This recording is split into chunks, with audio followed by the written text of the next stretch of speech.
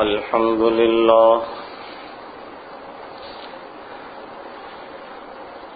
الحمد لله وكفى وسلام على عباده الذين اصطفى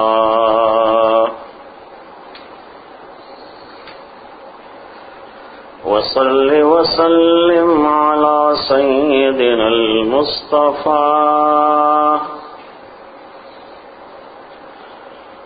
وعلى آله وأصحابه نجوم الهدى وقادة التقى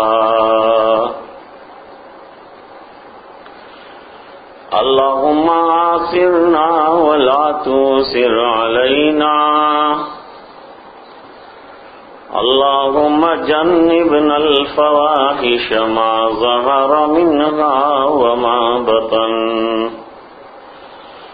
ومن الخطايا والزلل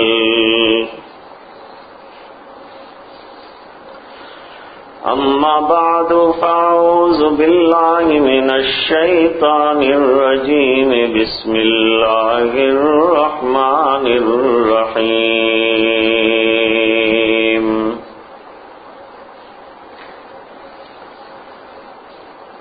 ومن أعرض عن ذكري فإن له معيشة ضنكا ونحشره يوم القيامة أعمى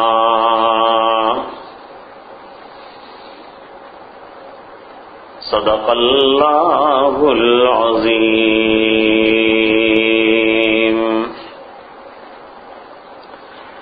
اللهم صل على سيدنا محمد وعلى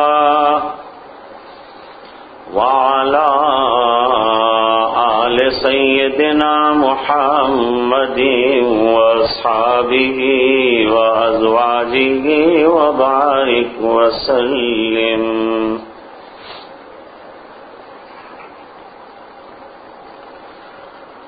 بزرگوں اور بھائیوں اور پردہ نشین خواتین اسلام،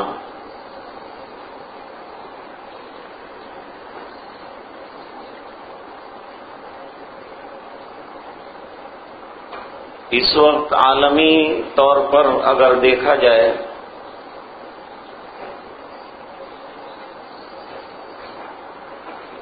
تو بے چینیاں عام ہیں، پریشانیاں لوگوں کے قلب کے سکون چھین چکے ہیں۔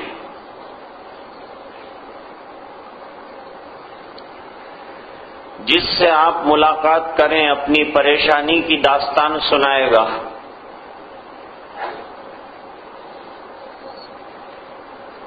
حالانکہ یہ مال و دولت کی فراوانی اور تعیش کے نقشے گہرے ہو جانے کا زمانہ ہے۔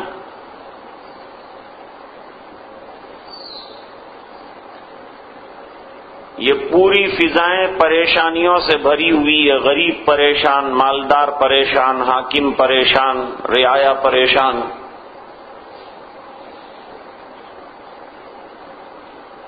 اور انسان جتنی سکون کی کوشش کرتا ہے اتنی اور پریشانیاں بڑھتی جاتی ہیں۔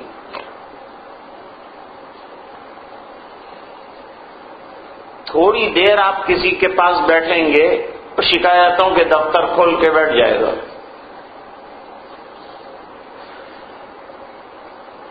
اس کا چہرہ، اس کا چلنا دیکھ کر ایسا لگتا ہے کہ بڑا پرسکون آدمی ہوگا۔ گفتگو کے بعد معلوم ہوتا ہے کہ یہ تو بڑا پریشان ہے۔ حالانکہ ایک وہ شاندار مکان میں رہ رہا ہے، شاندار گاڑی میں سفر کر رہا ہے، پیسوں کی کوئی کمی نہیں ہے،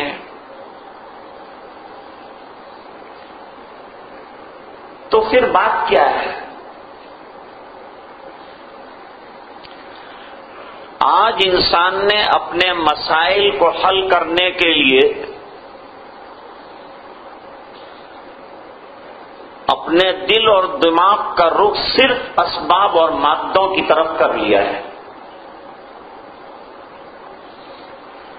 کوئی بھی مسئلہ پیدا ہو اس کا حل مادے میں تلاش کرتا ہے، مٹیریل میں تلاش کرتا ہے، پیسوں میں تلاش کرتا ہے، اقتدار میں تلاش کرتا ہے۔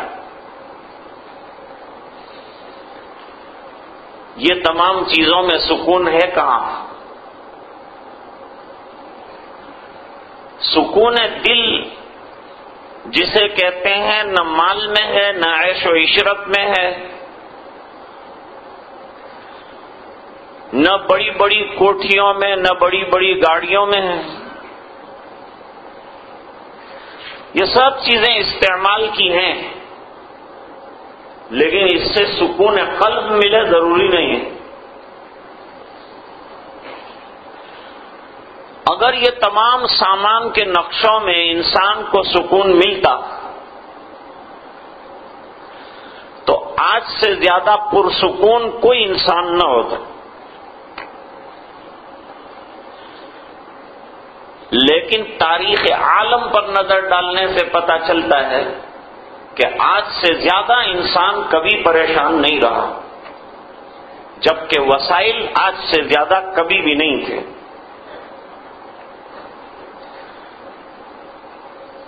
اس لیے ہمارے بزرگ فرماتے ہیں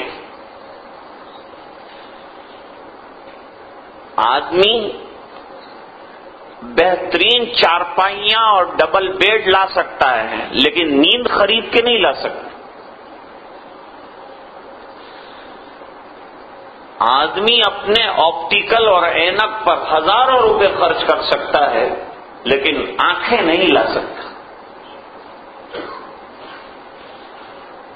آدمی لاکھوں روپے کی کتابیں خرید سکتا ہے لیکن علم خریدنے کی چیز نہیں ہے۔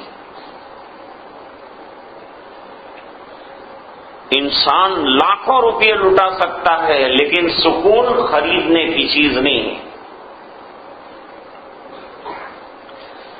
فرق کو سمجھو، ایک ہے راحت، ایک ہے اسباب راحت۔ اسباب راحت کے ملنے سے راحت کا ملنا ضروری نہیں ہے۔ ایک آدمی کو دیکھا ہوگا کہ اس کے پاس مال و دولت نہیں ہے، لیکن جس کے پاس مال و دولت ہے اس کے مقابلے میں یہ زیادہ آرام سے ہے۔ اس سے یہ بات کھلے گی کہ اسباب کے نقشوں میں انسان کو راحت ملے ضروری نہیں ہے۔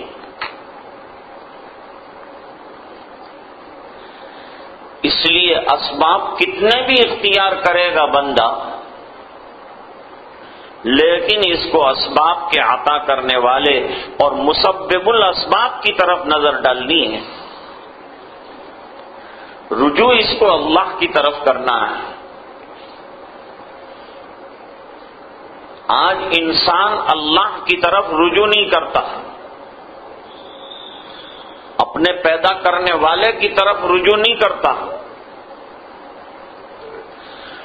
اور جنہوں نے ادھر رجوع کیا اللہ تعالیٰ نے بے سر و سامانی میں ان کو اطمینان اور سکون عطا کیا۔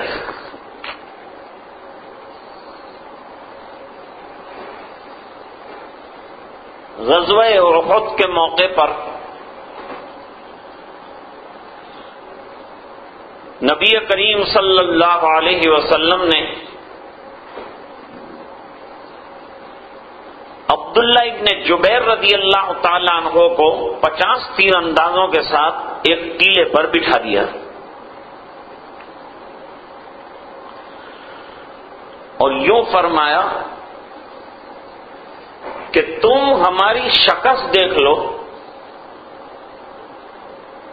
ہمارا لٹنا پٹنا دیکھو تب بھی اپنی جگہ سے ہلنا مت، جمے رہنا۔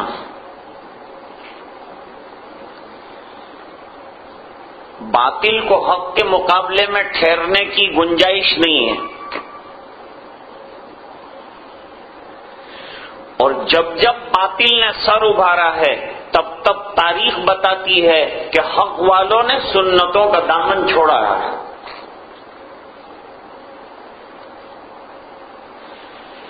سنتیں آئیں اور حق والا حق پر چلے اور پریشان ہو، ایسا نہیں ہو سکتا۔ اللہ تعالیٰ قرآن میں فرماتے ہیں وَقُلْ جَاءَ الْحَقُّ وَزَهَقَ الْبَاطِلُ إِنَّ الْبَاطِلَ كَانَ زَهُوقًا۔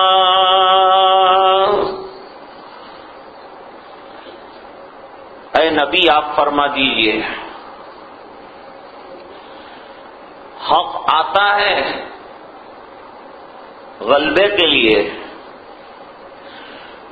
اور جب حق آتا ہے تو باطل مٹ جاتا ہے۔ حق قائم رہنے کے لیے ہے، باطل ختم ہونے اور مٹنے کے لیے ہے۔ اب اولین وہلے میں اللہ تعالیٰ نے کامیابی عطا فرمائی سرکار کو اور صحابہ کرام کو۔ لوگ غنیمت کا مال لینے لگے، جو دشمن اور غنیم چھوڑ کے گیا تھا اس کو سمیٹنے لگے۔ یہاں ٹیلے کے ساتھیوں نے دیکھا میدان صاف ہو چکا ہے تو ذرا سا مال لینے کی لالچ ان کو بھی پیدا ہو گئی، اور خیال یہ آیا کہ میدان تو ختم، جنگ ختم ہو گئی۔ اتر گئے اپنی جگہ سے، آدھوں نے کہا ہم نہیں ہٹیں گے، آدھوں نے کہا جنگ ختم ہونے تک، سرکار نے رکنے کو کہا جنگ ختم ہم تو جائیں گے۔ تو یہ 50 آدمیوں کے اندر اختلاف ہوا اجتہادی۔ آدھے کہتے تھے کہ سرکار نے کہا ہے میدان کارزار ختم نہ ہو وہاں تک ٹھہرنا، دوسروں نے کہا نہیں جب تک حضور نہ بلائیں ہم نہ جائیں۔ لوگ ہٹ گئے۔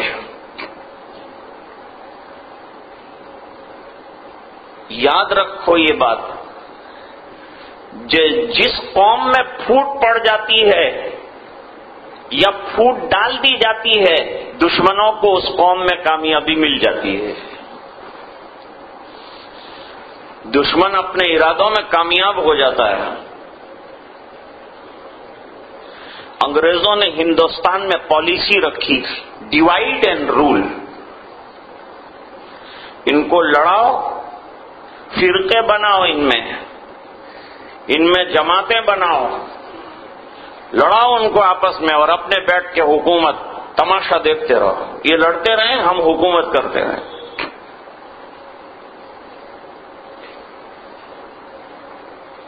تو ہمارے اتحاد کو پارا پارا کرنے کی آج دنیا کوشش کر رہی ہے، اور اس کا آسان راستہ علماء سے امت کو ہٹاؤ، کیونکہ علماء ان کو جما کے رکھتے ہیں، علماء سے کاٹو ان کو، جب قوم کا سر ہی کٹ جائے گا تو باقی تن کرے گا کیا؟ سب سے بڑی محنت دنیا اس وقت یہ کر رہی ہے کہ ہمارے علماء سے ہم کو کاٹ دیا، جو ہمارے رہنما ہیں ان کے بارے میں ہمارے دماغ کے اندر خیالات پیدا کر دیے کہ یہ لوگ تنگ نظر ہے، یہ لوگ تم کو آگے نہیں بڑھنے دیں گے، یہ لوگ تم کو ترقی نہیں کرنے دیں گے، یہ لوگ تم کو اسکولوں میں نہیں آگے بڑھنے دیں گے، یہ لوگ تم کو ڈگریاں نہیں لینے دیں گے، یہ لوگ تم کو جو ہے دنیا میں پیچھے رکھ دیں گے، دیکھو تم کہاں پڑے ہو، ابھی تک کہاں سے کہاں پہنچ جاتے، لیکن یہ مولویوں کا تم چھلا پکڑا تو تم پیچھے رہ گئے۔ પણ અમે કોઈને ના નથી પાડતા કે તમે આગળ ન વધો, પ્રગતિ માટે અને તરક્કી માટે અમે ના નથી પાડતા. અને કોઈ પણ આલિમ એવું નથી કહેતો કે તમે દુનિયાની તાલીમ કે એજ્યુકેશન ન લો. हम तो कहते हैं कि जरूरत और मकसद के फर्क को समझकर आगे बढ़ो. दीन की तालीम जरूरी है, उसको लिए इतना अटेंशन दो, इतना कंसंट्रेशन करो, इतनी तवज्जो दो और दुनिया में आगे बढ़ो. चांद पे जाओ, सूरज पे जाओ, कोई प्रॉब्लम नहीं. इस्लाम आगे बढ़ने से, तरक्की करने से हरगिज नहीं रोकता. लेकिन वो तालीम जो इंसान के दीन को और उसके अकीदे को बर्बाद कर रही हो, जाहिरी बात है कि ऐसी तालीम से हम रोकेंगे. सोचते थे कि लाएगी फरागत तालीम, हमारे लोग एजुकेशन हासिल करेंगे, डिग्रियां हासिल करेंगे तो इनको बड़े जॉब मिलेंगे, बड़ी तनख्वाहें मिलेंगी, बड़े ओहदे मिलेंगे. ठीक है,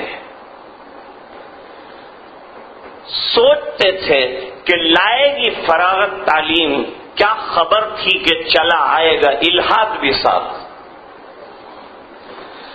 ये मालूम नहीं था कि तालीम के नाम पर बहुत दबे पांव हमारे अकीदों पर हमला करके अंदर के ईमान को लूटने वाले घर में दाखिल हुए हैं.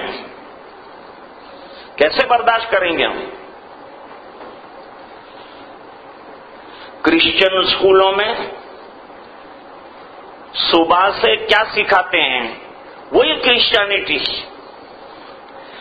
दूसरों की स्कूलों में वही भजन कीर्तन. क्या करेगा हमारा बच्चा और हमारी बच्ची? पर्दे पे लगा दी पाबंदी, ड्रेस कर दिया आजाद, और पर्दे के खिलाफ जो है वहां लेसन और रात दिन के होमवर्क. तो क्या यहां से निकलकर हमारी बच्ची पर्दे की आशिक बनेगी, बुर्का पहनेगी? क्या दीन की मतवाली बनेगी? ये निकलने वाला लड़का दाढ़ी का दिलदादा होगा, सुन्नतों का आशिक बनेगा स्कूल से निकलकर? ऐसा कभी नहीं होगा. अगर हम चाहते हैं कि हमारी औलाद जो है तरक्की करे दुनिया में, तो आप अपने दीन के एजुकेशन को इतना पावरफुल बनाइए कि दुनिया के मैदानों में आपका बच्चा खड़ा हो तो वो पढ़े लिखों के सामने उसको परेशानी न हो, उसके पास इतनी तालीम हो कि वो उनकी आंखों में आंखें डालकर बात कर सके. लेकिन अक्सर मैंने देखा है कि स्कूल की कंपैरिजन में हम अपने बच्चों को मदरसों में इतना स्ट्रांग नहीं रखते और इतनी तवज्जो भी नहीं देते.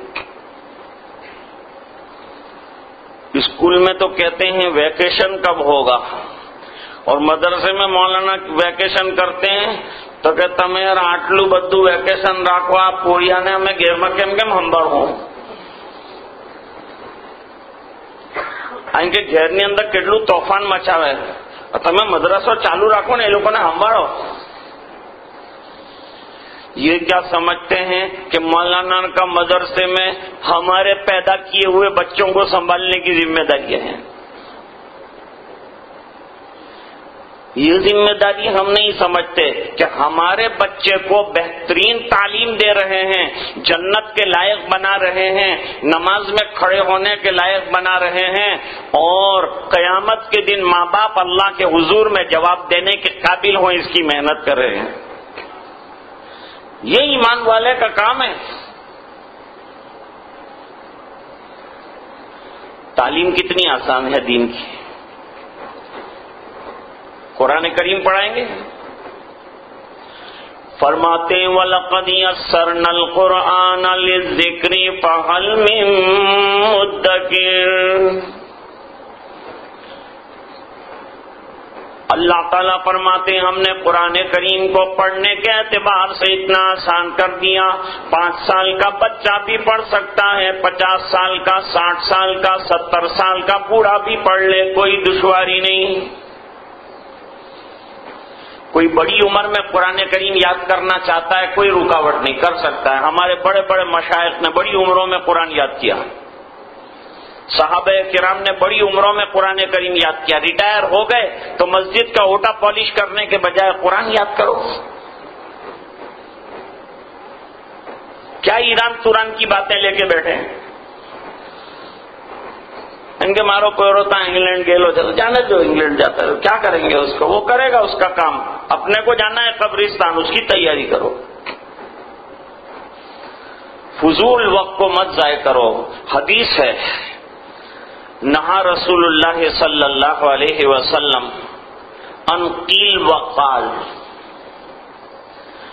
سرکار نے فضول باتوں سے اور فضول گفتگو سے روکا ہے۔ خالی بیٹھ کر ڈسکس مت کرو۔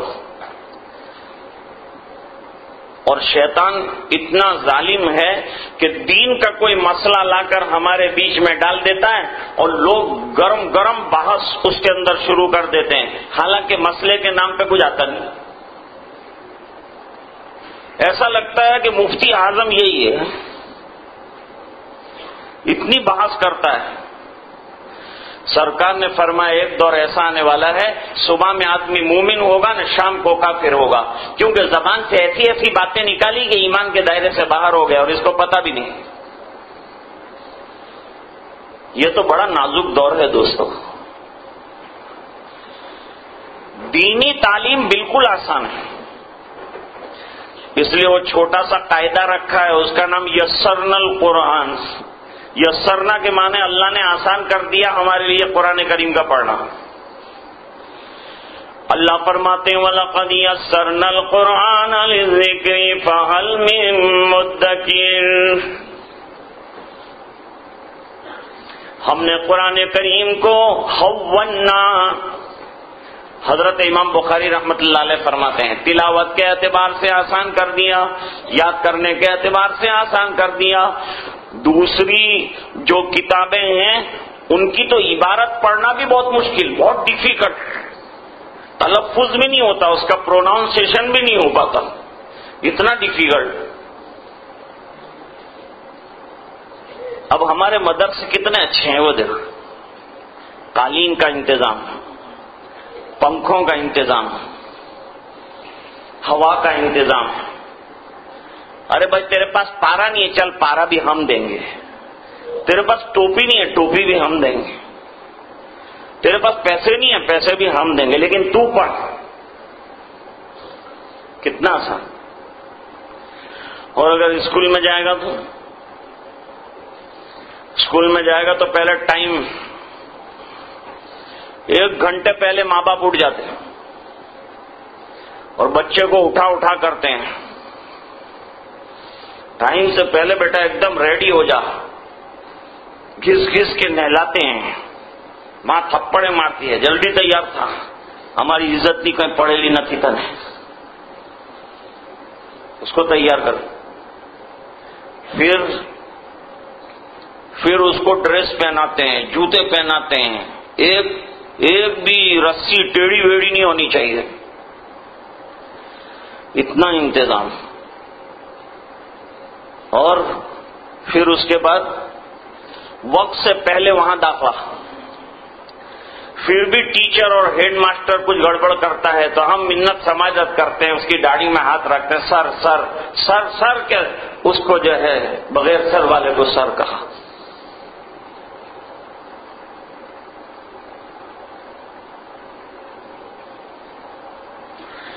اور ادھر مدرسے میں مولانا ریکویسٹ کرتے ہیں کہ ٹائم کے اوپر آ۔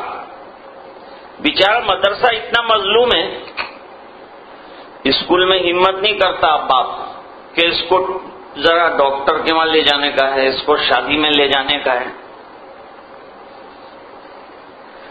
جہاں مدرسے میں آیا، ابھی تو آیا نہیں ہے اور آدھا گھنٹے میں ابا ہے کہ ڈاکٹر نے تھا جمع چمڑ صاحب، چل بھائی تو مولانا کو تو رہا بھی نہیں، انتظار بھی نہیں کرتا کہ مولانا ہاں بولتے کہ نہ بولے، چل بیٹا اٹھی جا، لو لے جا. پھر ایک دن ایک تھپڑ مار دی. ان کے تم کیا سمجھتے ہیں پولیس کے اندر جاؤ ماں پوجا میں مائرو کیا؟ ارے ہوں ماری لائق کو خالی ایک جگہ کیا ماری تھا. وہاں گلا دبا دیتا ہے وہ ٹیچر، تب بھی کچھ نہیں کہتا، نکال دیتا ہے باہر کھڑا کر دیتا ہے کہ نہیں سر اب نہیں کرے، وہ نہیں کرے، پلیز پلیز، وہاں پلیز کرتا ہے اور یہاں پولیس بنتا ہے. میں برائی نہیں کرنا چاہتا اسکول کی، اور نہ میں تو کمپیئر کرنا چاہتا ہوں کہ آج دین کو ہم نے کہاں ڈال کے رکھا ہے. اگر ہمارے اندر دین کی عظمت ہوتی تو جتنی تیاری ہم بچوں کو اسکول کے لے جانے کے لیے کرتے ہیں اس سے زیادہ تیاری ہم اپنے بچوں کو قرآن پڑھانے کے لیے، قرآن کریم پڑھانے کے لیے، کہ تو کیا لے کے جا رہا ہے، اللہ کی کتاب لے کے جا رہا ہے. اس لیے اسکول کے اندر کیا ہوتا ہے، اسکول میں جو کتابیں لے کے جاتے ہیں اس کا پشتارا پیچھے رکھتے ہیں. کیوں پیچھے رکھتے ہیں؟ یہ بچے کو بتاتے ہیں کہ یہ سب دنیا میں پیچھے رہ جائے گا اور قرآن سینے سے لگا کے جا، کیونکہ دل میں اتارنا ہے اس کو اور زندگی میں لے کے جانا ہے آگے. تو پھر اس کے مطابق اپنے آپ کو بتاؤ نا. وہاں تو ریکویسٹ کر کے ڈونیشن دیتا ہے اور یہاں 5 روپے فیس بڑھائی تو کیا تو چدمبرم ہے کیا؟ اتنا تو نے بڑا کہہ کا دیا؟ کوئی نے پوچھو نہیں، کہیں نہیں کہ فیس وداری دی دی. ارے دودھ کی تھیلی کے اوپر 5 روپے بڑھ گئے تو پیار سے لاتا ہے، کبھی لڑنے نہیں گئے وہاں. ہوں کریے ان کے مونگواری سے تو تمہیں بھی ہوں کروانا نے ہمیں بھی ہوں کروانا لیا تھا. لیکن جہاں بیچارے مولانا کی بات آئی، ان کے میرے چھوکرے کو ہاتھ لگایا نے تو دوسری دفعہ یا دکھے گا نہیں تو. چلو بھائی، میں بات یہی عرض کرنا چاہتا تھا کہ ذرا دیکھو ہمارے یہاں بیچاروں غریب مدرسے میں ایک مولانا نے 10 روپے فیس تھی تو 20 کر دی کہ بھائی نہیں خرچہ پورا ہوتا 20 کر دو.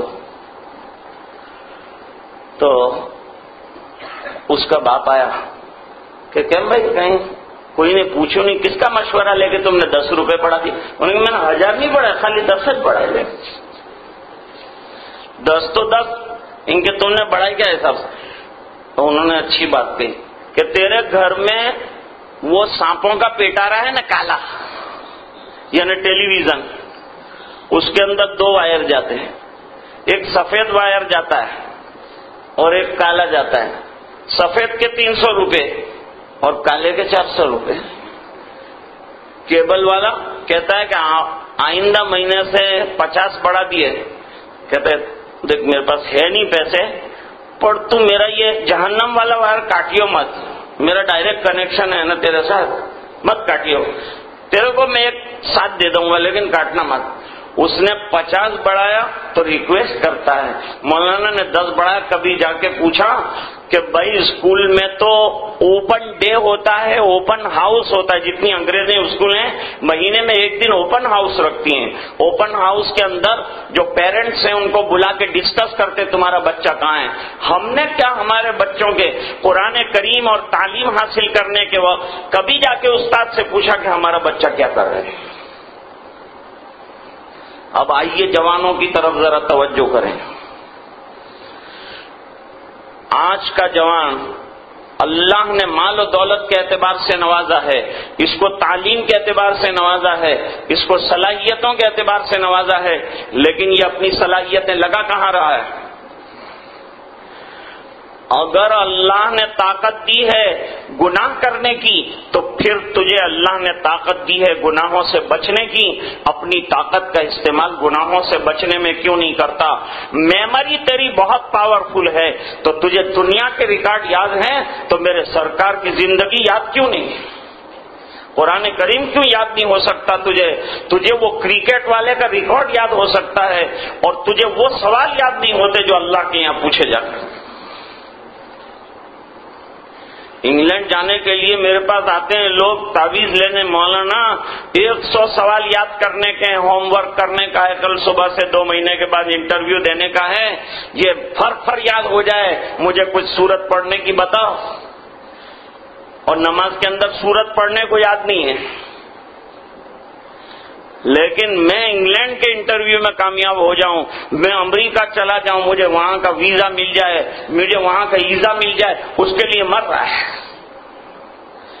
میں یہ نہیں کہتا کہ مت جانا، لیکن میں یہ نہیں کہتا کہ یہ جنت کا ویزا ہے۔ کرو، آگے بڑھو، جاؤ، کماؤ، لیکن جہاں بھی جاؤ دین کو ہمیشہ مد نظر رکھو۔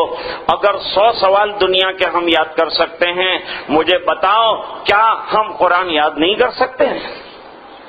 3 سوال کی تیاری کرنی ہے ہم کو، قبر میں جواب دینا ہے، 60 سال کی زندگی کے بعد 3 سوالوں کی ہمارے پاس کوئی تیاری نہیں ہوتی۔ 2 مہینے کے بعد انگلینڈ کے لیے ہمارے پاس 150 اور 200 سوالوں کی تیاری ہے، اس نے 100 دیے، اس نے 100 دیے، سب فر یاد کر لیے۔ اللہ تعالی ہمیں سمجھ عطا فرمائے۔ آج سب سے زیادہ جس بات کی ضرورت ہے میں اس کی طرف آپ کی توجہ مبذول کروانا چاہتا ہوں، اور وہ ہے دین کی طرف توجہ کرنا، ورنہ اللہ کا الٹیمیٹم سن لو۔ اللہ فرماتے ہیں وَمَنْ أَعْرَضَ عَنْ ذِكْرِي فَإِنَّ لَهُ مَعِيشَةً ضَنْكًا، جس نے میرے دین سے اعراض کیا۔ ہم اعراضی تو کر رہے ہیں، کیا کرتے ہیں؟ اللہ پہلے مجھے معاف کر دے، بعد میں امت کو معاف کر دے، ہماری غفلتوں کو اللہ تعالیٰ معاف کر دے۔ گھر میں قرآن کریم پڑھا ہے، ہمیں پڑھنے کی توفیق نہیں ہوتی ہے، اعراض نہیں ہے تو کیا ہے؟ مصلی ترس رہا ہے کہ مجھ پر کوئی سجدہ کرنے والا سجدہ کر لے، مسجد کی صفیں تڑپ رہی ہیں کہ کوئی مقتدی اس پر نماز پڑھ لے۔ سنت منتظر ہے کہ اپنی زندگی میں اسے کوئی سجا لے۔ اللہ فرماتے ہیں جو میرے دین سے اعراض کرے گا، جو قرآن کریم سے اعراض کرے گا، جو اللہ کے دھیان سے اعراض کرے گا، جو اللہ کے ذکر سے دور زندگی گزارے گا، میں اس کی زندگی دوبھر کر کے رکھوں گا۔ مال اور دولت کے نقشے میں اسے دل میں اطمینان اور سکون نہیں ہوگا۔ بالکل وہی چیز ہے کہ نہیں؟ آج سب کچھ ہو کہ کچھ نہیں ہے ہمارے پاس، کوشش کتنی بھی کرو کچھ نہیں ہونے والا ہے۔ اب صحابہ کرام کی زندگی لے لیتے ہیں، وہاں نہ گرائنڈر تھا، نہ جوسر تھا، نہ مکسر تھا، نہ ہماری جیسی تیز رفتار ہوا سے باتیں کرنے والی سواریاں تھیں، نہ ایسے زبردست ڈریس تھے، نہ ایسے خطرناک جوتے تھے۔ اب نکاح پڑھنے آیا تھا، میں نے کہا مہر کتنی لکھوں؟ تو کہا مہر فاطمی لکھ۔ میں نے کہا کتنی ہوتی ہے؟ 127.5 روپیے۔ 127.5 میں تو مریلی مرغی بھی نہیں آتی، زندہ مرغی تو جانے دے بات۔ گیا میں نے کہا وہ زمانہ، وہ بھی ادھار۔ میں نے کہا ادھار کیوں؟ کہ نہیں اپنے پرانے زمانے سے چلایا ہے کہ اچھا نہیں کیا وہ کیش دے تو۔ میں نے کہا جانو مٹھائی والے کے 500 گرام مٹھائی مانگ کے کیا کہ ہم تو ادھار دیتے ہیں، کیش میں ہم کو تو نہیں اچھا لگتا ہے، تو نکال دے گا ادھر سے۔ اور لڑکی اچھی خاصی لینے کو آیا، ہزاروں کا لاکھوں کا خرچہ کرے گا، لیکن جہاں مسئلہ آیا پیسے دینے کا مہر کے اندر، تو سب سے بڑا بخیل دنیا میں یہی ہے۔ نہیں نکلتا تو سنتوں کے لیے اس کے پاس کچھ نہیں نکلتا، نہیں نکلتا تو حضور کی طریقے کو چلانے کے لیے اس کے پاس کچھ نہیں نکلتا۔ مہر فاطمی موجودہ دور کے اعتبار سے 1531 گرام سے اوپر چاندی کی قیمت لگاؤ، وہ بنے گی مہر فاطمی۔ آج چاندی کی قیمت کیا ہے؟ اچھا مہر کم سے کم رکھے گا، مہر کم سے کم رکھے گا، اور جتنی رسمیں ہیں وہ تمام کے اندر زیادہ خرچ کرے گا۔ دلہن کو جو ڈریس پہنایا اس کی قیمت 50,000 روپے، اور یہ ڈریس دلہن آج پہنے گی تو اس کے بعد کبھی بھی اس کو نہیں پہنے گی۔ کیوں؟ وہ ڈریس کا وزن جو ہے وہ دلہن سے ڈبل ہے، اتنا اس کے اندر سامان لگایا ہے کہ برداشت نہیں ہوتا اس سے۔ 2-3 عورتیں پکڑتی ہے اس کا ڈریس، جب جا کر کے وہ گھر جاتی ہے تو دوسری دفعہ پہنے گی وہ۔ 50,000 روپیہ کیوں ڈال دیا؟ صرف اس وجہ سے کہ میرا نام ہو جائے۔ لمبا شامیانہ کیوں بنایا؟ منڈپ والے کو بلا کے کہا کہ دیکھ بھائی، منڈپ ایسا بنا کہ کسی کا اتنا لمبا منڈپ نہ ہو۔ اس نے بتایا کہ یہ 200 میٹر کا بنا ہے ابھی تک بڑا اپنے گاؤں میں، کہ تو 200 نے 10 کر دے، اپنی ناک لمبی رہنی چاہیے۔ ہم کام سنتوں کے لیے تھوڑا کرتے ہیں، ہم کام دکھانے کے لیے کرتے ہیں۔ اگر سنتوں کے لیے ہم خرچ کریں گے تو اللہ تعالی ہمارے مالوں میں برکتیں بھی عطا فرمائیں گے، اور رسموں کے لیے کتنا بھی مال خرچ کرو کچھ بننے والا نہیں ہے، خرچ ہو جائے گا اور کوئی اچھا بھی نہیں کہے گا۔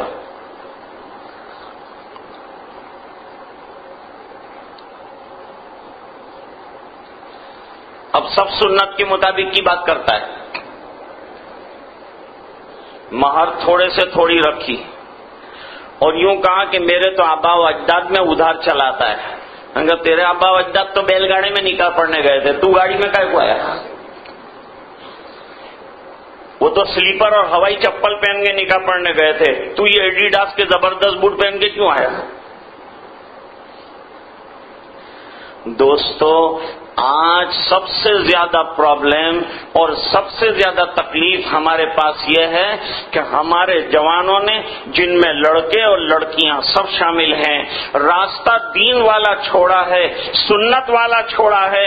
اگر سیکھنا ہے جوانی کو گزارنے کا طریقہ تو پھر حضرت عبداللہ ابن عمر سے سیکھو۔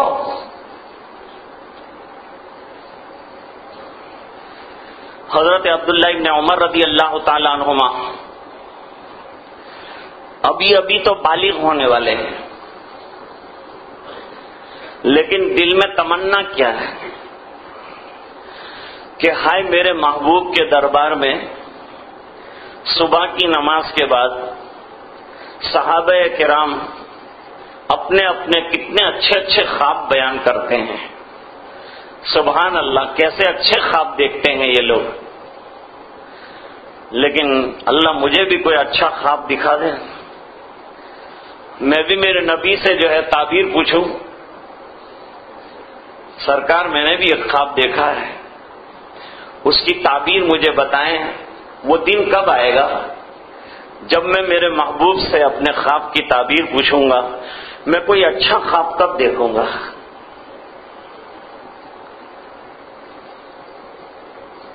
مسجد میں جا کے لیٹ گئے۔ مسجد کیا تھی سرکار کی؟ کچی مسجد تھی، لیکن میرے محبوب کے ایک سجدے کی برابری امت کر سکتی ہے۔ سرکار نے سجدہ کیا لیلۃ القدر میں تو آپ کی پیشانی پر کیچڑ لگ گیا، وہ پیشانی جس پر ملائکہ رشک کر رہے ہوں اس پر کیچڑ لگ رہا ہے۔ آج ہماری مسجد میں شاندار قالینیں لگی ہوئی ہیں، لیکن نمازیں کتنی کچی ہماری اندازہ ہے۔ ہماری نمازیں ہماری زندگیوں میں کوئی تغیر نہیں پیدا کرتی، اور وجہ اس کی ایک ہی ہے کہ ہم نماز میں اللہ کی طرف متوجہ نہیں ہوتے۔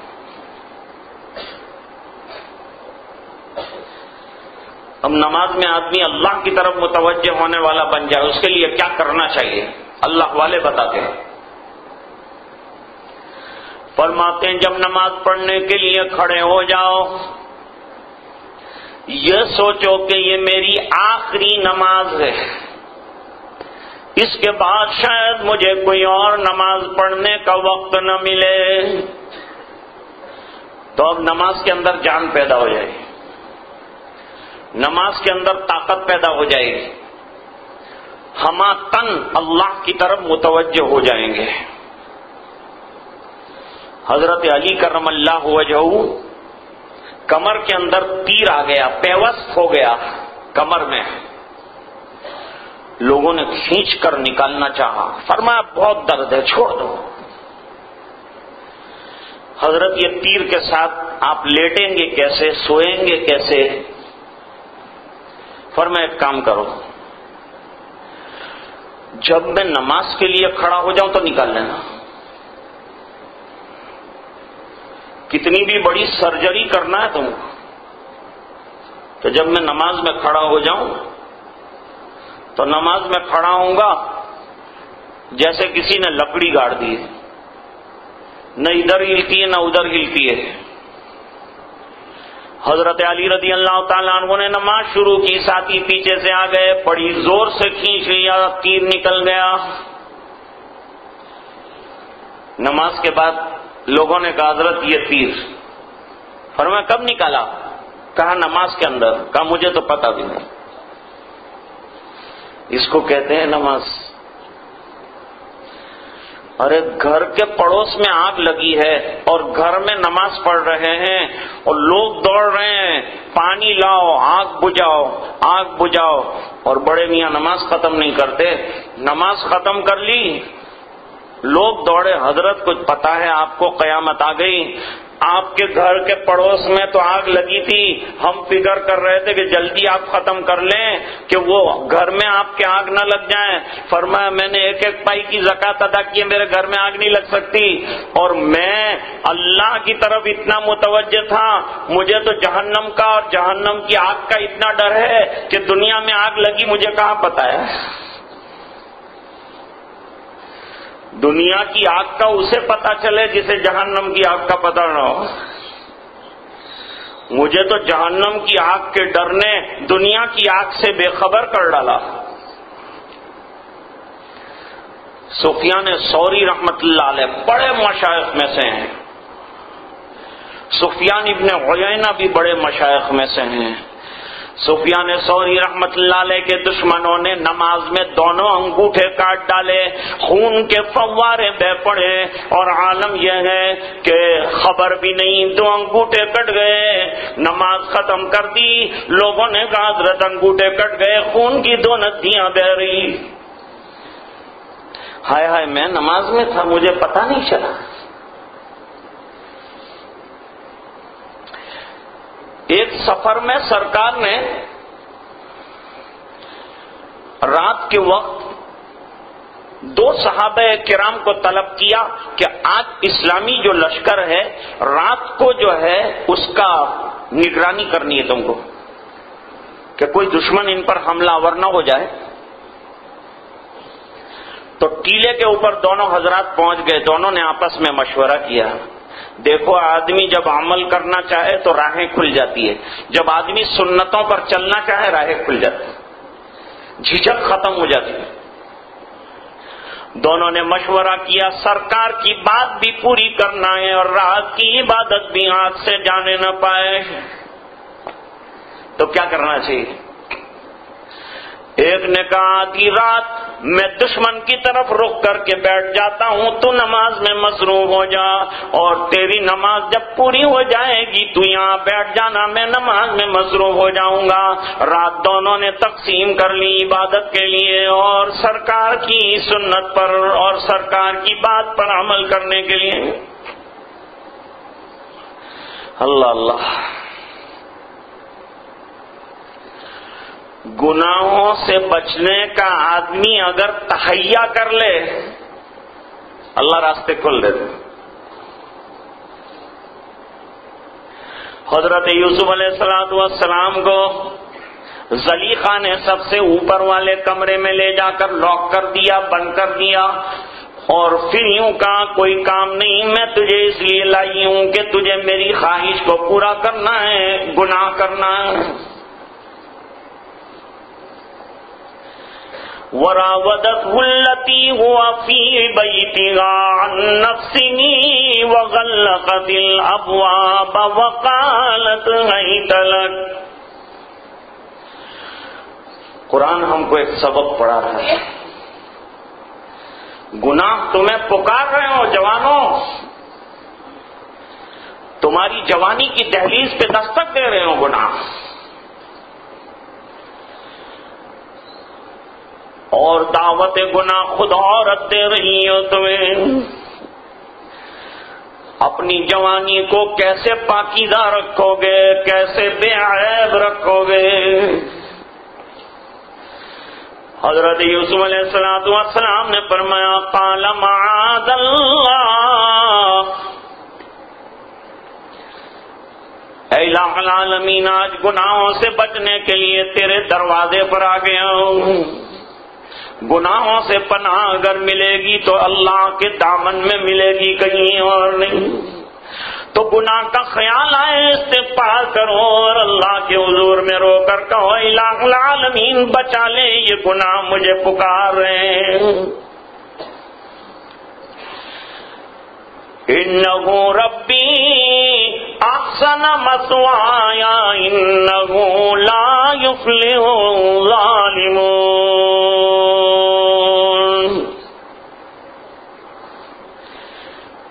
حضرت یوسف علیہ السلام نے بڑی درد بھری تقریر فرمائی.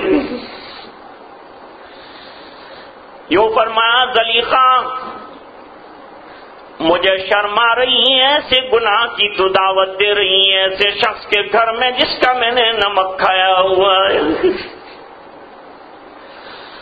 ہونے والا نبی ہوں میں، اور نمک خراب نہیں ہو سکتا.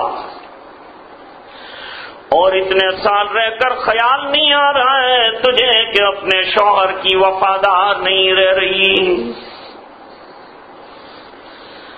وَلَقَدْ هَمَّتْ بِهِ وَهَمَّ بِهَا لَوْلَا أَن رَّأَىٰ بُرْهَانَ رَبِّهِ.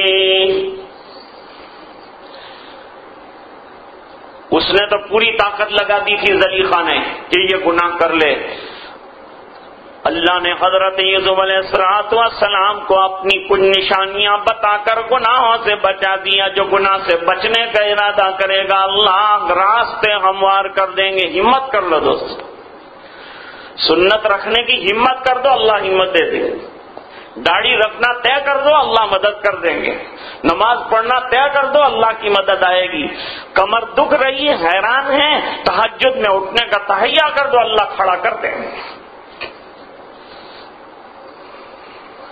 اوقابیروں جب بیدار ہوتی ہیں جوانوں میں، اوقابیروں جب بیدار ہوتی ہیں جوانوں میں، نظر آتی ہے ان کو اپنی منزل آسمانوں میں. ذرا آنکھیں کھول کے دیکھو دنیا کہاں جا رہی ہے. چاروں طرف گناہوں نے گھیرا ڈالا ہوا ہے، اور تمہیں اپنا ایمان کا چراغ جلانا ہے تو محنت کے لیے اور کمر ہمت کو کس لو، اپنی جوانی کو طاقت لگا دو، داؤ پر لگا دو کہ لگا دیں گے جوانی کو داؤ پر، لیکن ایمان کا چراغ جلا کے رہیں گے، سنتوں کو چمکا کے رہیں گے زندگیوں میں، اور اس کا بہترین زمانہ جوانی ہے. حضرت یوسف علیہ السلام ادھر ادھر دیکھ رہے ہیں. ایک خیال یہ ہے کہ اللہ نے ایک عجیب نشانی دکھا دی. زلیخا ایک بت کی پرستش کرتی تھی، چھوٹا سا آئیڈل رکھا تھا، اس کے اوپر کپڑا ڈالنے لگی. تو حضرت یوسف علیہ السلام نے سوال فرمایا یہ کیا کر رہی ہو؟ کہا میں جو کام کر رہی ہوں وہ ناجائز ہے میرا، یہ دیکھ نہ لے بت اس بنا پر اس پر کپڑا ڈال دیا میں نے. حضرت یوسف علیہ السلام نے دور جاتے ہوئے کہا کہ تیرا بت تو کپڑا ڈالنے سے دیکھتا نہیں، اور میرا رب تو دل کی گہرائیوں میں بھی رات کو دیکھے. تو میں یہ گناہ سے بچ کے جاؤں گا کہاں؟ اور کر لیا تو جواب کیا دوں گا؟ کہتے ہیں دہلی کے اندر ایک فساد کا زمانہ آیا، اچانک فساد ہو گئے۔ رات کا وقت تھا، ایک خاتون ایک سہیلی سے ملنے کے لیے لڑکی نکلی تھی، راستے کے اندر فساد ہو گیا اور اس کی عزت اور اس کی جان خطرے میں پڑ گئی، کیونکہ مفسدین تو سب سے پہلے ان بیچاریوں کو نشانہ بنا دیتے ہیں۔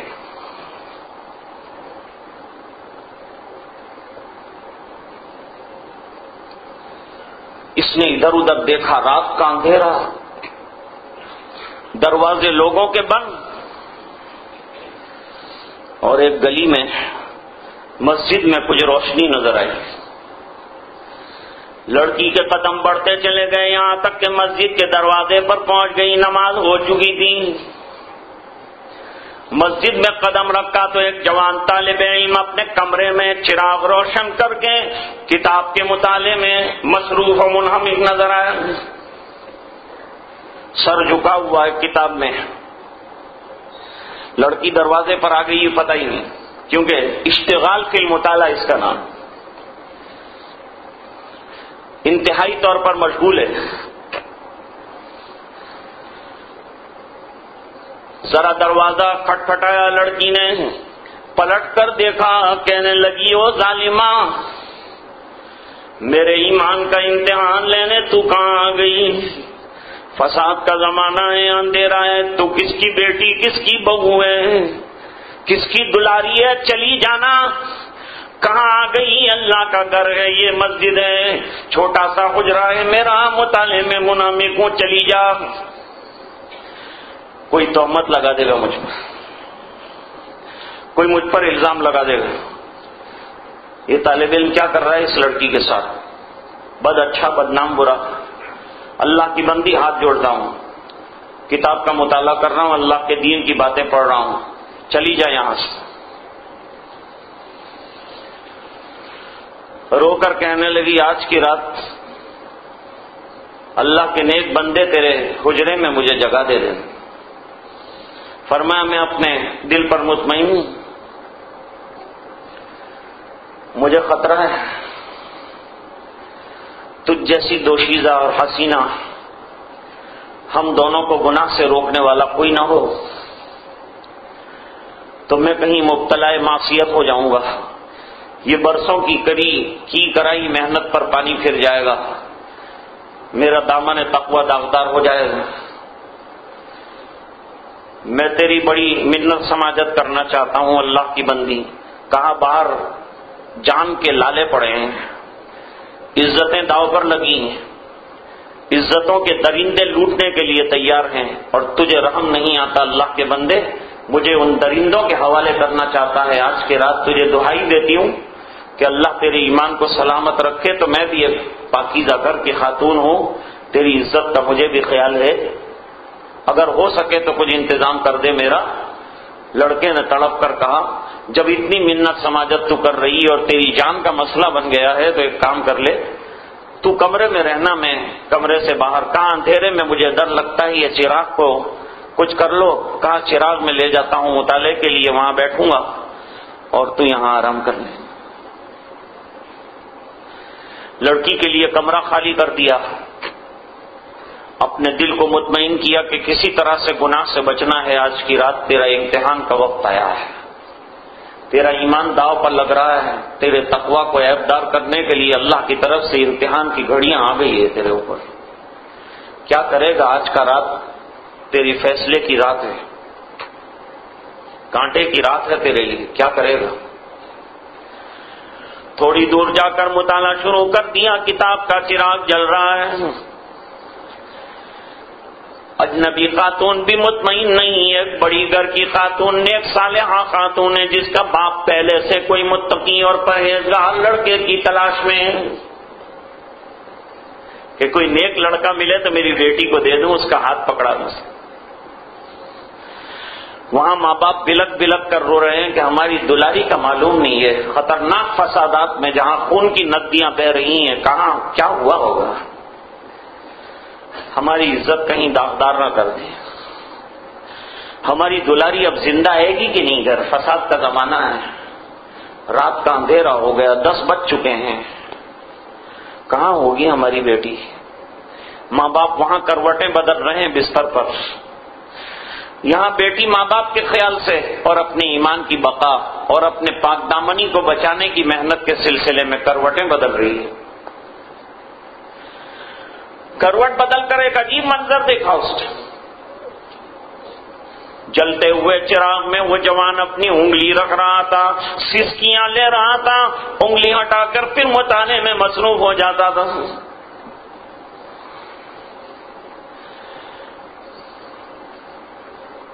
یہ خطرناک منظر دیکھ کر ایک بار آنکھیں بند کر کے کروٹ بدل لی۔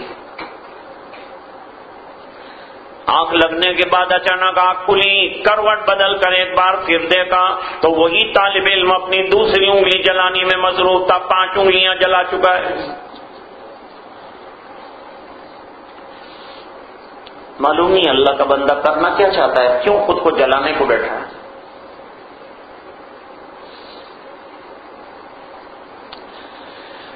اسی اسنا میں تہجد کا وقت آ گیا، نماز کے لیے کھڑا ہو گیا، تھوڑی دیر میں مؤذن نے اذان پکار دیا، الصلاۃ خیر من النوم، نمازی آ گئے ہیں، دروازہ اڑکایا ہوا ہے۔ صبح کی نماز پڑھ لی، جوان نے جماعت کے ساتھ وہاں رو رو کر ماں باپ کی یاد میں اور اللہ کی یاد میں اس خاتون نے نماز ادا کی۔ لوگ چلے گئے تو لڑکی نے کہا اللہ کے واسطے میرے ابا جان کے گھر پر پہنچانا ہے مجھے، تیرے تقوی اور تیرے تقدس اور تیری پاک دامنی کو ہزاروں سلام کہ ایک ایسی رات جس میں تجھے گناہ سے روکنے والا کوئی نہیں، مجھے گناہ سے روکنے والا کوئی نہیں، اتنی مجبوری کے عالم میں تیرے پاس آئی۔ ایسی مجبوریوں سے لوگ فائدہ اٹھا لیتے ہیں، لوگوں کی عزتوں سے لوگ کھیل لیتے ہیں، جوانیاں لٹ جاتی ہیں، تقویٰ کے سرمائے برباد ہو جاتے ہیں، برسوں کی عبادتوں پر پانی پھر جاتا ہے۔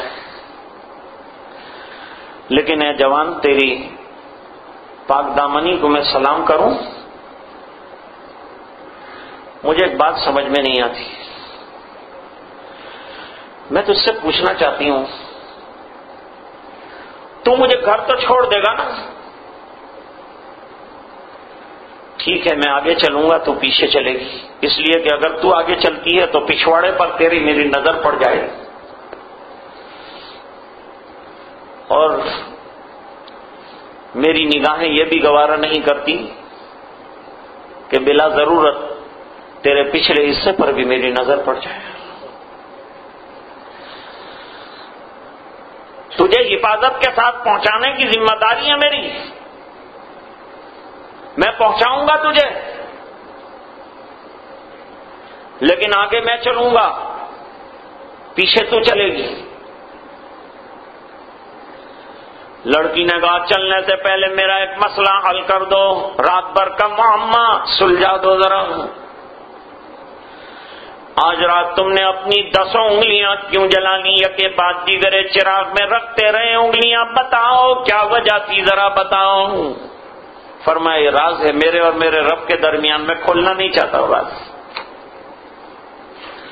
بہت زیادہ اصرار پر کہا تو کہیں بدگمان نہ ہو جائے، اس بنا پر تجھے یہ بات بتا دینا چاہتا ہوں کہ رات کو شیطان بار بار پریشان کرتا تھا، گناہ کی دعوت دیتا تھا، کہتا تھا کے لیے ایسا موقع پھر تجھے کبھی نہیں ملنے والا ہے، بے بسی ہے اس کی، یہ نہ بھی نہیں کہہ سکتی، بے حد مجبور بھی ہے، گھر سے دور بھی ہے، رنجور بھی ہے، پھر کر لینا اپنا گناہ کرنے سے تجھے کوئی روکنے والا نہیں۔ تو میں اپنے دل کو سمجھاتا تھا، انگلی رکھتا تھا چراغ میں اور یوں کہتا تھا کہ اے نفس ذرا دیکھ لے کتنی منٹ دنیا کی جلتی ہوئی اس آگ میں اور چراغ میں تیری انگلی ٹھہر سکتی ہے، اگر 2 منٹ بھی ٹھہر جائے تو میں گناہ کر لوں گا، نہیں ٹھہرتی پوری رات۔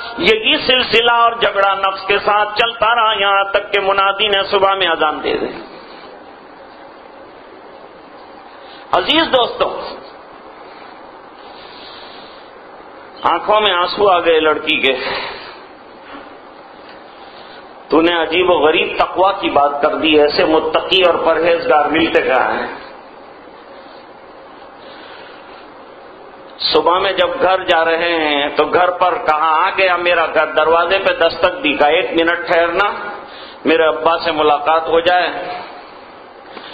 دروازہ کھل گیا، ابا جان اندر سے نکل آئے، سینے سے لگایا، ارے میری دلاری بیٹی زندہ آ گئی، عزت لے کر آئی ہے نا؟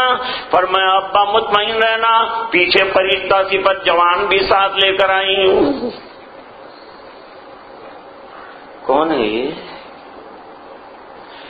یہ اجنبی کون ہے؟ اس کے چہرے پر تقویٰ کا نور نظر آ رہا ہے، اس کی آنکھوں میں ایمان کی چمک نظر آ رہی ہے، اس کے جسم میں حیا پکار رہی ہے. یہ کون ہے؟ ابا اسے ذرا گھر میں بلا کر بٹھا لیجئے تو میں ایک رات کی عجیب داستان آپ کو سناؤں گی. ذرا یہ لڑکے کی انگلیاں دیکھنا، جلی ہوئی انگلیاں ایک داستان رکھتی ہیں. باپ کے سامنے پورا واقعہ بیان کر دیا، پوری داستان بیان کر دی. آنکھوں میں آنسو آ گئے، پوچھتا رہا، آنکھوں کے سمندر، آنسوؤں کے سمندر کو پوچھتے ہوئے باپ نے کہا یہ لڑکا کیا شادی کرے گا تیرے ساتھ؟ میں متقی ایسا چاہتا تھا کہ جس کے تقویٰ کا امتحان ہو جائے. آج رات اس کے تقویٰ کا امتحان ہو گیا. تجھ سے پاکیزہ لڑکی نہیں اور مجھے اس سے اچھا اور کوئی لڑکا تیرے لیے نظر نہیں آتا. میں کہا کرتا ہوں دینداری آنے سے آدمی کی دنیا لوٹتی نہیں بنتی ہے، تقویٰ کے آنے سے زندگیاں بگڑتی نہیں بنتی ہے، سنتوں کے آنے سے زندگیاں برباد نہیں ہوتی بلکہ سنور جاتی ہیں. اگر زندگیاں سنوارنا ہے تو اللہ کا دھیان اور اللہ کی طرف رجوع کرنا ضروری ہے.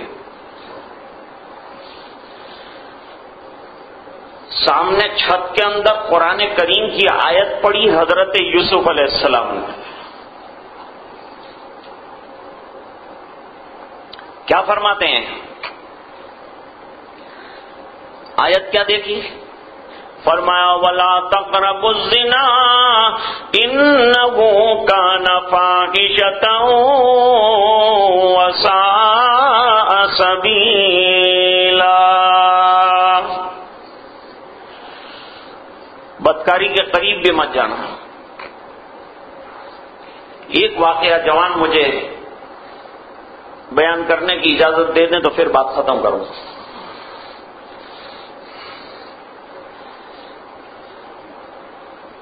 حدیث شریف میں 7 قسم کے لوگوں کو اللہ کی خاص رحمت میں قیامت کے دن رکھے جانے کا اللہ نے وعدہ کیا ہے.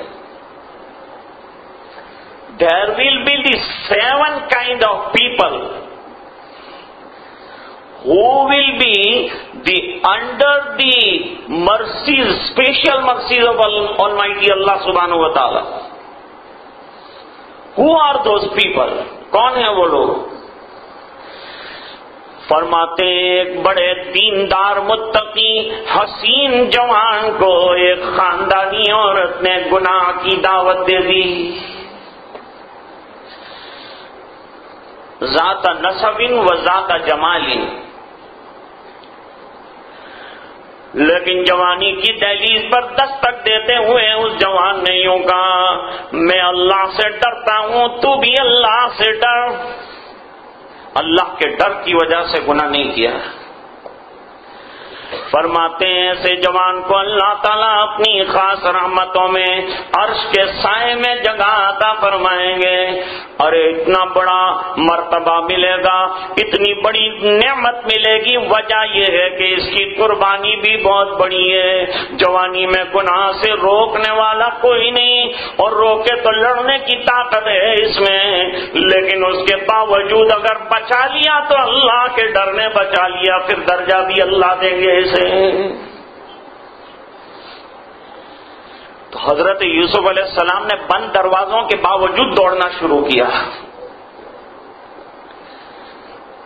جب یوسف کی طرح کوئی دوڑنے والا بن جائے تو اللہ تعالیٰ دروازے کھول دیتے ہیں. گناہوں سے دوڑنا سیکھو، بھاگنا سیکھو تو اللہ کی رحمتوں کے دروازے وہاں ہو جائیں گے اور جنتیں سنور جائیں گی.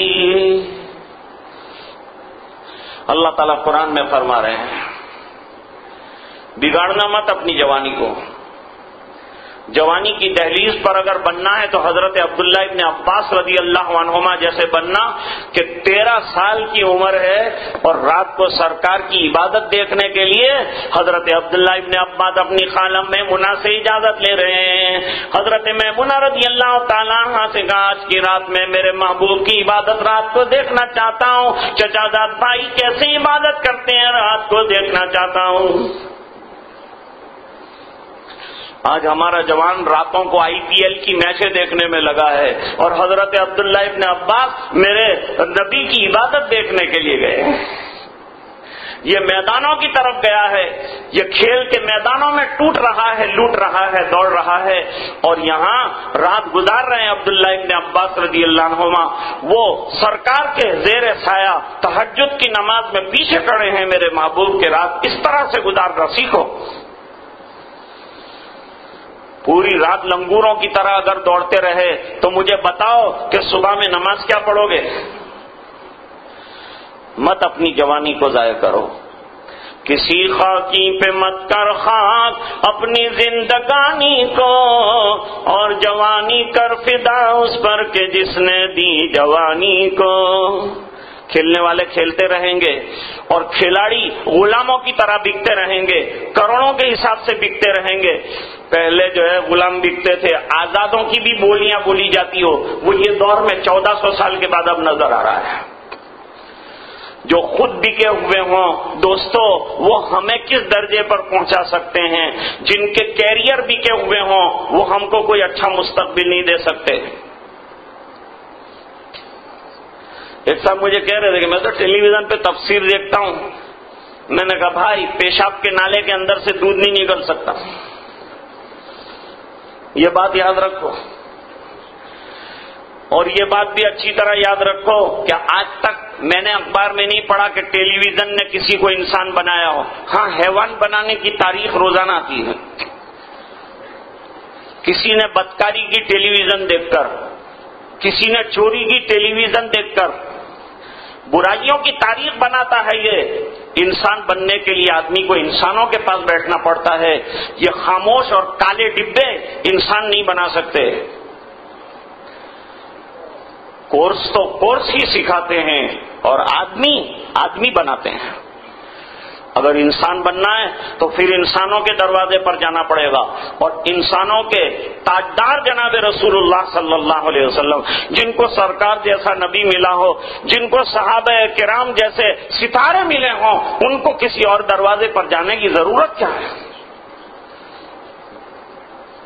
مجھے اصل میں حکم تھا ہمارے مولانا موسیٰ صاحب نے اور ان کے ساتھی نے کہ بھئی بلیسر آنا ہے. وہ رہتے کڑود میں ہے تو مجھے تھوڑا سا تعجب تھا کہ انہوں نے ایک دم سے بلیسر کی دعوت کیسے.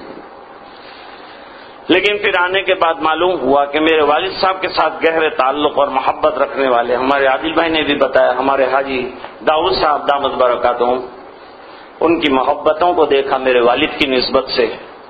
اسی نسبت سے انہوں نے مجھے بلایا، دعوت دی اور محبت کا اظہار کیا. اور آپ یقین جانیے مجھے اتنا اچھا لگا کہ جس بزرگ کا ہاتھ میں تھاموں، ان کو سہارا دوں، وہ مجھے سہارا دے کر اٹھا رہے تھے. انہوں نے سینے سے لگا کے مجھے بستر پر بٹھایا، سینے سے لگا کر مجھے کھانے کے دسترخوان پر بٹھایا اور دسترخوان پر بہت کھلانے والے کھلاتے ہیں. انہوں نے کان میں مجھے پیار سے کہا کہ تو کھائے گا اور میں راضی ہوں گا کیونکہ میں نے حضرت اجمیری کے ساتھ کھانا کھایا ہے. اللہ تعالیٰ ان کی عمر میں برکتیں عطا فرمائے. معلوم ہوا کہ یہ دعوت کے قبول ہونے کے پیچھے ان کے اخلاص جو ہے وہ کار فرما رہے ہیں. اللہ تعالی ہم سب کو جو ہے اللہ والوں سے وابستگی نصیب فرمائے، اور آج کا یہ اجلاس اللہ تعالی اپنے فضل سے قبول فرمائے. ادھر لاجپور سے ہمارے مفتی آصف صاحب تشریف لائے، اور ادھر تراج سے جو ہے ہمارے حضرت حافظ انیس صاحب تشریف لائے، اور اسی طرح ہمارے حضرت مفتی عبدالرشید صاحب تشریف لائے. اللہ تعالیٰ ان تمام کی تشریف آوری کو قبول فرمائے. آج ماں بہنیں بھی دین کی بات سن رہی ہیں، اللہ تعالیٰ ان کی زندگیوں میں بھی دین کی طرف توجہ اور پوری طرح دین کا عشق اللہ عطا فرمائے. دنیا میں بھی خوب ترقیاں اللہ عطا فرمائے، ہماری نسلوں کو آگے بڑھائے، لیکن دین ہمارا مقصد بنے اور اسی کو سامنے رکھ کر ہم زندگی گزاریں. وآخر دعوانا الحمدللہ رب العالمین. درود پاک پڑھیں.